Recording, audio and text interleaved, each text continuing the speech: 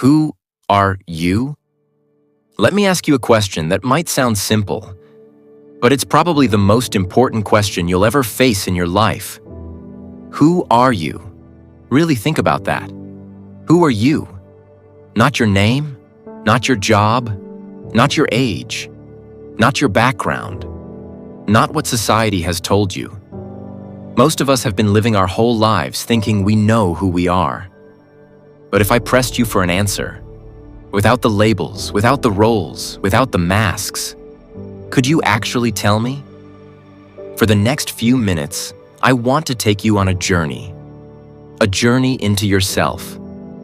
Because when you truly discover the answer to this question, it changes everything. Your peace, your happiness, your relationships, even the way you see struggle and success. So, take a deep breath with me right now.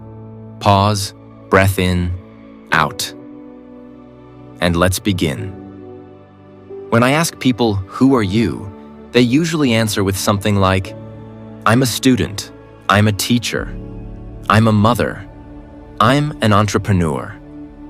And while those are real parts of your life, they are not you. They are roles you play. Think about it. When you're at work, you're an employee. When you come home, you're a parent, a partner, or maybe a friend. When you go to school, you're a student. And when you're with your parents, you're a son or daughter.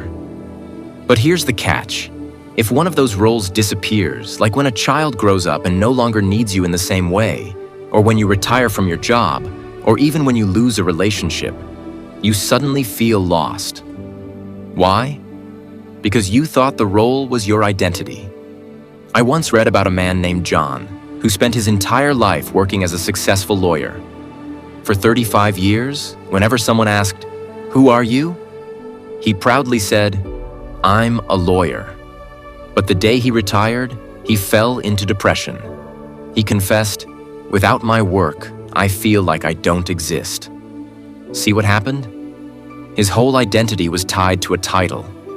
But when the role disappeared, he felt lost, because he had never discovered the deeper truth of who he really was beyond that job. But the truth is, you were never just the role. You've always been more than that. Now let's go a little deeper.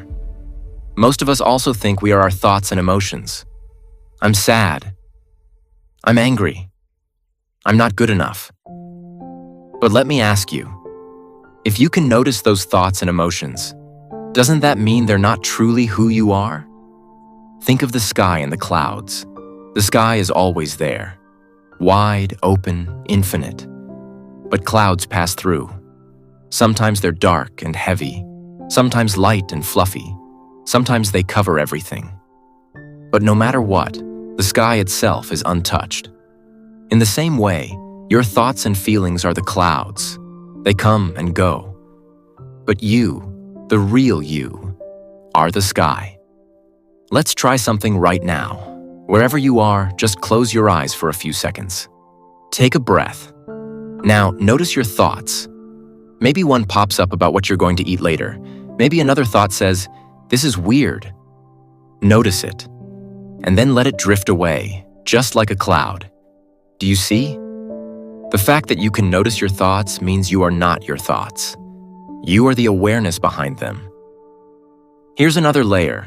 Society has been programming you since birth to believe certain things about who you are. When you were born, you didn't know the words beautiful or ugly. You didn't know what it meant to be successful or a failure. You didn't know what was considered cool or weird. But little by little, family, culture, religion, school, media, they all started handing you labels. Some you liked, some you hated, some you're still chasing, and some you're still running away from. Think about this. If you had been born in another country, in another culture, with different parents, wouldn't your sense of who you are be completely different? That shows you. It's not your essence. It's conditioning. So the big question becomes, if we strip away the roles, the thoughts, the emotions, the conditioning, what's left? Let's clear up some common mistakes. You are not your body. Your body changes every few years. Cells die, regenerate, grow. You look nothing like you did as a baby, yet you remain. You are not your possessions. If tomorrow all your money, house, and belongings disappeared, would you still exist? Of course. You are not your reputation. People's opinions about you change daily. Some will admire you, others will criticize you. But who you truly are remains untouched by their shifting judgments. So then, who are you? What remains when all else fades? The answer is simple yet profound. You are awareness itself. You are the one who sees, the one who experiences, the silent witness behind every thought, every emotion, every role. Here's an analogy. Fire cannot burn itself. The eye cannot see itself without a mirror. In the same way, awareness cannot be observed as an object because it is the very thing doing the observing. That silent presence in you, the one that's been here since childhood, unchanged even while your body and mind have changed. That is who you are. Let's do another quick practice. Take a slow breath in and out. Now just rest in the fact that you are here, aware. That awareness has no name, no age, no limits. It just is. That is the real you. So why does this matter? Because when you realize who you truly are, life changes. You stop clinging to labels. You stop panicking when roles shift. You stop being trapped by fear of failure or loss. When you live from your true self, you can still play the roles, student, parent, worker, but you don't lose yourself in them. You're free. Take someone like Nelson Mandela. He spent 27 years in prison, stripped of freedom, titles, and power. Yet when he came out, he carried a presence, a calm strength, a peace that no prison walls could destroy. Why? Because he knew he was more than his circumstances. His identity wasn't defined by chains or titles. It came from something deeper. And that's the kind of inner freedom you can discover when you realize who you truly are. So how do you stay rooted in this truth of who you really are? Let me share a few practices that can keep you grounded in your real identity. The first is learning to observe life without judgment. For example, when someone criticizes you, notice how your mind wants to defend or react. Instead of fighting, just watch the feeling. When someone praises you, notice the excitement, but also remember that you are not defined by approval. By observing both criticism and praise without clinging, you stay free from the trap of letting others decide your worth. Finally, practice gratitude as awareness itself. Don't just be grateful for the car you drive, the food you eat, or the people around you. Go deeper. Be grateful for the fact that you are aware enough to experience all of this. Gratitude becomes more powerful when it shifts from the objects of life to the gift of life itself. That shift reminds you that no matter what you have or lose, the simple fact that you are aware is already enough. So, let's return to the question. Who are you?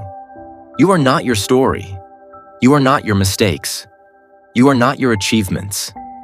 You are the silent awareness, the still presence, that's been with you through every high and every low. That is your true identity. And here's the beauty. When you live from that awareness, you naturally find peace, resilience, and a freedom the world cannot take away. So the next time life gets heavy, pause, take a breath, and remind yourself, I am awareness itself. I am not the storm. I am the sky. If this message touched your heart, make sure to like, share, and subscribe for more videos on awakening and transformation. And most importantly, take a moment right now before you click away to simply sit in silence and feel the presence that you truly are. Because that, my friend, is who you are.